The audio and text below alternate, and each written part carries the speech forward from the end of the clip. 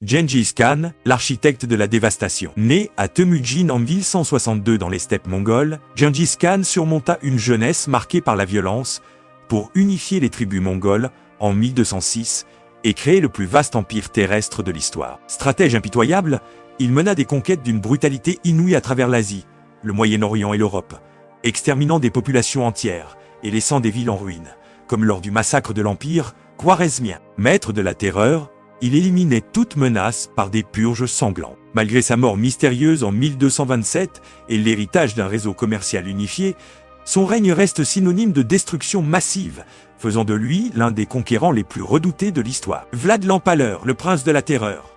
Vlad III, l'Empaleur, prince de Valachie au XVe siècle, est resté dans l'histoire comme un tyran d'une cruauté légendaire, symbolisé par son arme de prédilection, l'empalement. Ses massacres systématiques, comme celui des 20 000 Ottomans à Targovite, et ses méthodes de terreur contre son propre peuple, firent de lui un souverain redouté. Bien que certains le voient comme un défenseur de la chrétienté face aux Ottomans, son sadisme et ses exécutions atroces mutilations, forêts de cadavres, ont marqué les esprits. Tué au combat en 1476, sa décapitation mit fin à son règne sanglant.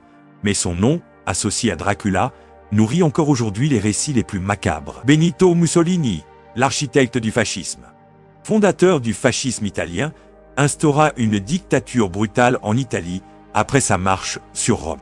Il élimina les opposants par la terreur, censura la presse et imposa une propagande nationaliste. Obsédé par la recréation de l'Empire romain, il mena des guerres coloniales sanglantes comme l'invasion de l'Éthiopie et s'allia à Hitler, adoptant des lois antisémites. Son régime, marqué par des crimes de guerre et une répression implacable, s'effondra en 1943 face aux Alliés. Capturé en 1945 par des partisans, il fut exécuté et son corps humilié publiquement, laissant derrière lui une Italie dévastée et l'infâme modèle des régimes fascistes. Saddam Hussein, le despote de l'Irak.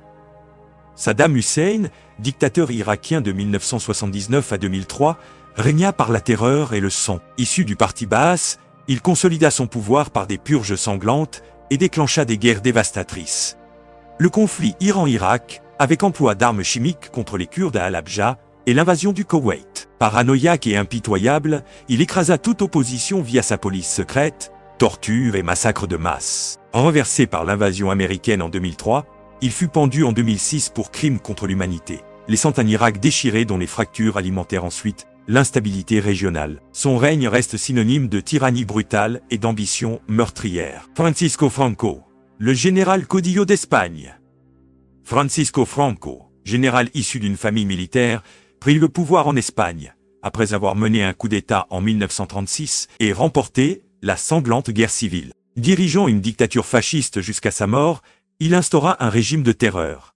Exécutions massives, camps de travail, enlèvement d'enfants républicains et répression systématique des opposants par la censure et la police secrète. Bien qu'ayant évité une alliance ouverte avec l'Axe durant la Seconde Guerre mondiale, son régime resta brutalement autoritaire. Toléré par l'Occident pendant la guerre froide comme rempart anticommuniste, Franco laissa à sa mort une Espagne traumatisée, dont les blessures historiques ne sont toujours pas refermées. Robert Mugabe, la chute d'un héros de la libération.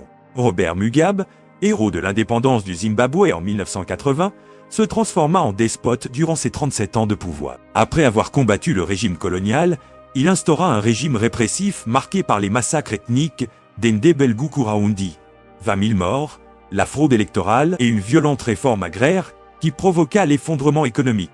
Accaparant les richesses tout en ruinant son pays hyperinflation, famine, il maintint son pouvoir par la terreur et la paranoïa jusqu'à son éviction par l'armée en 2017. Mort en 2019, cet ancien symbole de libération laissa un Zimbabwe dévasté, illustrant tragiquement la dérive d'un révolutionnaire devenu tyranne.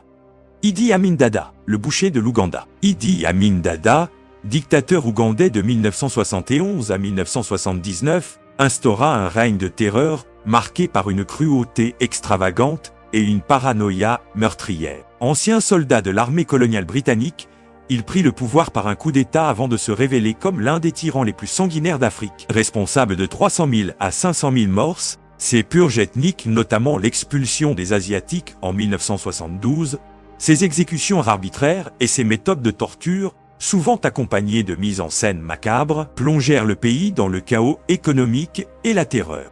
Renversé en 1979 après une guerre avec la Tanzanie, il finit ses jours en exil, laissant un Ouganda traumatisé par l'héritage de sa violence capricieuse et de son absolutisme délirant, où il se proclamait président à vie, tout en vidant son pays de ses élites et de sa prospérité. Mengistu Haile Mariam, le dictateur sanglant de l'Éthiopie. Mengistu Haile, né en 1937, dictateur marxiste de l'Éthiopie de 1977 à 1991, instaura un régime de terreur après avoir renversé l'empereur Haïlé Sélassié. Dirigeant le Dergé, il lança la terreur rouge, exécutant des dizaines de milliers d'opposants et laissant des corps dans les rues pour semer la peur. Sa gestion criminelle de la famine des années 1980, utilisant la faim comme arme politique, tout en priorisant les dépenses militaires, causa des centaines de milliers de morts. Renversé en 1991 par une rébellion, il trouve refuge au Zimbabwe, condamné à mort par contumace en 2006 pour génocide. Son règne reste l'un des plus brutaux de l'histoire africaine, laissant une Éthiopie traumatisée par ses purges sanglantes et sa tyrannie paranoïaque. Kim Jong-il, l'héritier de l'isolement nord-coréen. Kim Jong-il, dictateur nord-coréen de 1994 à sa mort, perpétua et intensifia le régime totalitaire instauré par son père Kim Il-sung. Son règne fut marqué par un culte de la personnalité extravagant, une répression brutale, camps de travaux forcés, purges sanglantes et une gestion criminelle de l'économie qui provoqua la famine des années 1990, tandis qu'il consacrait les ressources du pays à son programme nucléaire et à son train de vie, luxueux, paranoïaque et impitoyable. Il maintint la Corée du Nord dans un isolement extrême, grâce à l'idéologie du juche, avant de transmettre le pouvoir à son fils, prolongeant ainsi l'une des dernières dynasties dictatoriales du monde moderne. Son héritage reste celui d'un tyran ayant sacrifié son peuple à sa folie des grandeurs et à sa soif de contrôle absolu. Kim Il-sung, fondateur de la dynastie nord-coréenne. Kim Il-sung, fondateur de la Corée du Nord en 1948, établit l'un des régimes totalitaires les plus oppressifs du XXe siècle. Ancien résistant anti-japonais, il déclencha la guerre de Corée pour unifier la péninsule sous son joug, causant des millions de morts. Il imposa ensuite l'idéologie du juche, instaurant un culte de la personnalité démesurée, des purges sanglantes, des camps de travaux forcés et une surveillance omniprésente. Son règne, marqué par des famines et un isolement international, se mua en dictature dynastique transmise à ses descendants. À sa mort, il laissa un pays ruiné, où terreur et propagande perpétuent encore aujourd'hui son héritage tyrannique. Pol Pot,